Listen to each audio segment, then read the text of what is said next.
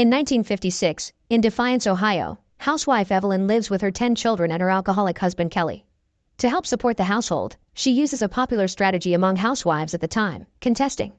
She enters as many jingle writing contests as possible and she's quite good at rhyming, but her real winning card is perseverance. By using her children's names, she enters each contest multiple times, which makes for much greater chances of winning. Kelly, on the other hand, works as a machinist in a factory, but his salary isn't very good and he spends a lot on booze. One day, the family receives bad news. They're being evicted because the landlord's daughter is getting married and he wants the house back. They only have 3 weeks to figure something out, but Kelly tells their children not to worry because Evelyn always thinks of something. Fortunately, a solution does come to them. One of Evelyn's many jingles wins $5,000. The family celebrates such luck and even the neighbors come over to congratulate them, although Kelly seems to be annoyed when he's told he's fortunate to have such a smart wife. The couple uses this money to get a loan to buy a house. Evelyn wants to sign the papers too, and while it's not uncommon for both husband and wife to sign, they're told it's not necessary, so only Kelly signs, claiming it's his duty because he's the one that works for the family and will be paying the mortgage. This bothers Evelyn because she always helps with her little prizes and it's her money that allows them to get this in the first place, but she keeps her mouth shut. The family moves to a new home, and Evelyn receives one more prize, a big freezer. Kelly hates it, claiming it takes too much space and will consume lots of electricity, but he's actually hiding the fact he's bothered by the pressure of having to fill it. Sometime later, Kelly gets drunk while listening to a baseball match on the radio. His team is losing so keeps yelling in anger, causing the neighbors to yell back, asking him to keep it quiet. This only makes Kelly more furious and he begins breaking things around the kitchen, particularly concentrating on damaging the freezer. Evelyn and the kids go to wait outside and search for the police to get their help. However, the cops just end up having a drink and discussing the match with Kelly. Then they tell Evelyn her husband just needs to sleep it off. The local priest also comes over since Evelyn is in need of counsel, but he only tells her that Kelly is carrying a huge weight on his shoulders because he has to support a big family, so Evelyn needs to work harder to make a good home for her husband. Things weren't always this bad. Evelyn used to be an aspiring scribe and worked as the resident wit for a newspaper.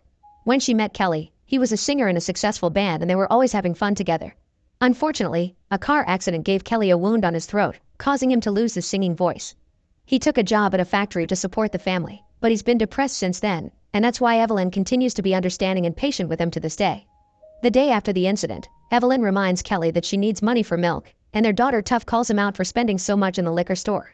Feeling embarrassed, Kelly promises he'll start bringing one item from the grocery store each day until he fills up the entire freezer. The money he leaves Evelyn before he leaves isn't enough for the milk, so she begins searching all the pockets in the house, but it's still not enough. Fortunately, the mailman arrives right after the milkman with a letter containing another cash prize that Evelyn uses to pay for the milk. The next big prize Evelyn wins is a shopping spree, so she asks each member of the family what kind of food they've always wanted to try. The kids name things like candy, and Kelly admits he's always wanted to try shrimp cocktail.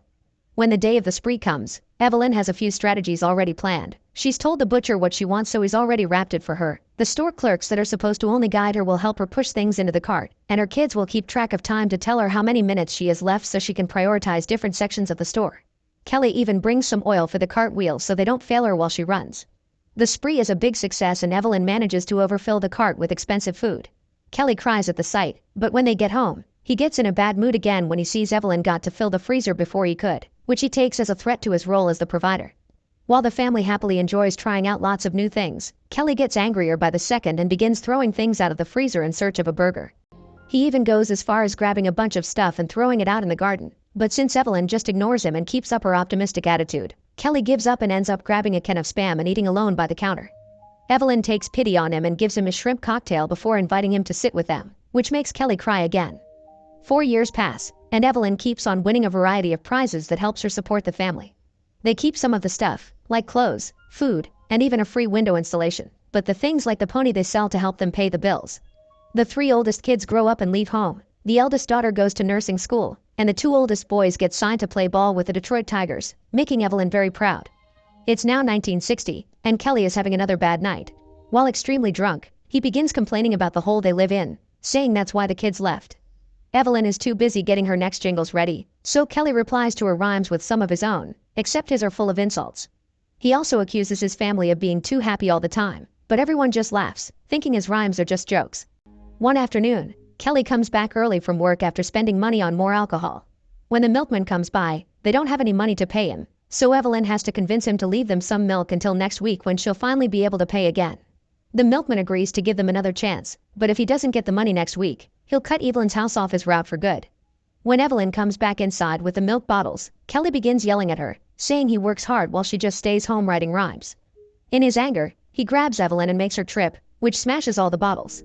The broken glass hurts Evelyn, so Kelly begins crying and apologizing, offering to drive Evelyn to the hospital. Tough cuts in and stops him, reminding him he was the one that hurt her. The other children go ask a neighbor for help, and the lady next door is the one that takes Evelyn to see a doctor. It's night by the time Evelyn returns with her hands all bandaged up. Kelly welcomes her with tea ready for her, but first Evelyn wants a change of clothes. Since she can't use her hands yet, Kelly helps her change, so Evelyn takes the chance to explain how much it hurt that he insulted her contesting when it helps the household so much.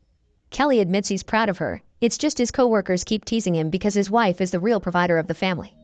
The next prize they win is a car that they'll sell and an all-expenses-paid weekend trip to New York. But while Evelyn's getting everything ready for the trip, they receive more bad news. They get a call from the police station because they caught one of her kids stealing money from a lady's purse. Evelyn bails him out, and when they return home, Kelly is furious and hits the boy. Now all the family is scared to be alone with their father, so Evelyn decides not to go to New York. To make for his mistake, her son accepts to join the army as an alternative to going to jail. He also offers to teach her mother to drive. Evelyn turns down the offer, explaining they don't have enough gas for it. Some days later, Evelyn receives a letter from a group of contesting housewives from Payne that want Evelyn to join them in their meetings. It's only 85 miles away, but Kelly refuses to drive her there, even if they do get the money for the gas. He doesn't want to spend his precious Saturday sitting in a car while Evelyn has fun with her new friends. Another one of Evelyn's sons gets a bit of his mother's luck and wins 25 gallons of gas in a football pool. However, he and Kelly begin arguing over who is the real owner of the gas because they participated together multiple times using the siblings' names and they don't agree on who knew about the pool in the first place. Evelyn cuts the argument short by making them share the gas, each of them getting half, which angers Kelly. Her son is grateful and accepts to drive Evelyn to the meeting, but before they leave, another problem arises. One of the kids brings her a bunch of flowers as a goodbye present, but he stole those from the neighbor's gardens.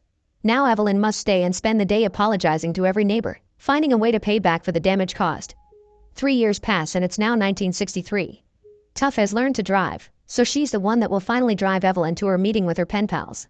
In the middle of the trip, the car starts overheating and this worries Tough, but Evelyn urges her to keep going until they find a mechanic shop. When they find one, the mechanic tells them it'll take over an hour to fix, so Evelyn accepts to wait. Tough is sure Kelly knew some parts were malfunctioning and didn't replace them on purpose, but Evelyn doesn't think he's mean, just careless. Her daughter wonders if Evelyn wishes she never married Kelly because she's been stuck in that house without a life of her own, but Evelyn assures her she doesn't have any regrets because she loves her kids. A few hours later, Evelyn finally makes it to her meeting and has a wonderful time with her fellow contesting housewives, sharing rhymes, reviewing each other's work, and discussing the fact contests will disappear in a year. They're so nice that the leader has saved the last contest entry form for Evelyn, because Dr. Pepper is offering good money for this one and she's the one that needs it the most. It's gotten late by the time Evelyn and Tough return home, and they find the front door locked. When they go around the back, they find all the kids in the garden. Kelly had taken them to the movies, but then he got tired of them and left them all outside. The back door is also locked, so Evelyn begins yelling for her husband, who opens the door and has the nerve to call out Evelyn for being a bit late. In his anger, he grabs Evelyn's arm, causing the kids to jump on him and pull him back to defend their mother. Evelyn finally snaps and throws a bowl of jelly at Kelly, which she makes sure he'll clean instead of the kids. Regardless of this mess, Kelly still has some surprises ready for the family. He's bought steaks for dinner, and a brand new desk for Evelyn so she can finally have her own place to work. Sometime later, Evelyn gets bad news yet again. A phone call from the loaner tells her they're late on their second mortgage. Evelyn doesn't understand because they never took a second one, and this is how she learns Kelly did it behind her back 3 years ago. Now they owe $4,000 due in 30 days. Evelyn tells her kids that they're losing the house because she thinks it's better that they hear it from her, and when Kelly gets home, he informs her there's no money left. He tries to justify himself, saying he just wanted to feel like he could have a couple of bucks in his pocket and they could go back to renting now. This hurts Evelyn to hear, and she reminds her husband this is her house. During dinner, Evelyn tells the kids that they've been doing arrangements in case they can't find a good place, so some of them may end up living with their aunts and uncles, which makes everyone cry. When Evelyn takes out the last item from the freezer, the time comes for her to finally disconnect it. After finding the kids praying for some help, Evelyn opens the door for the milkman, who accepts to leave the milk and take the payment next week. He also offers to bring his laundry so Evelyn could pay him with work, but she takes it as an insult to her pride and turns him down. Afterward, they get a call from the people at Dr. Pepper, informing her they'll be coming by for an interview. Evelyn makes her family clean the entire house to look presentable, and with their last dollar, they buy a few Dr. Pepper bottles so they can show they consume the product. The interview goes well, but the winner won't be announced until a few weeks later, so the family accepts they'll be losing the house. Kelly tries to stay positive and tells them to wait, but the kids get angry with him and remind him he's the one that lost all their money. The fight is the last straw for Evelyn, and she finally has a breakdown, so she runs to her room to cry. Kelly goes after her and tries to comfort her, saying she always thinks of something, so Evelyn snaps at him, saying she isn't a saint and it's now his turn to do something. As days pass, Evelyn cooks smaller meals, using the few ingredients left in the pantry, and the family finally begins packing all their stuff up. When the phone rings, Evelyn is hopeless and ready to hang up, but a huge surprise awaits them. She's won the Dr. Pepper contest. The prize includes a trip to Switzerland, a car, and a little over $3,000. The whole family begins celebrating except for Tuff, who runs to her room in tears. After telling Kelly to keep an eye on the others, Evelyn goes to check on Tuff and hears her out when she says Kelly will never change. Evelyn doesn't disagree, but tells her not to worry, because Tuff has her whole life ahead of her to do whatever she wants, so this won't be her life for long. Sadly, Evelyn never goes to Switzerland. She cashes in the prize to pay off the mortgage. However, she does get to have a little vacation when Dr. Pepper invites her to Texas to be the queen of the company for a day. This is the first time Evelyn gets to enjoy herself while someone else does the dishes and the bed.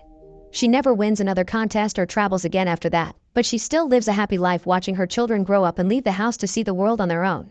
Years later, Kelly is the first one to die, and Evelyn discovers he had deposited all his pension checks in a secret account for her, so she never has to worry about money again. When Evelyn dies too later, all 10 of her kids come to the house to see her off and take care of the family's belonging. Tuff, who has become a writer, keeps her mother's typewriter. The real kids all grew up to have good lives. Most of them got married and had children and grandchildren while keeping very good jobs. It was the real Tuff that, while working as a writer, published a book about her mother's story that later became this movie. Make sure to subscribe and turn on notifications so you can watch more videos like this. Thanks for watching.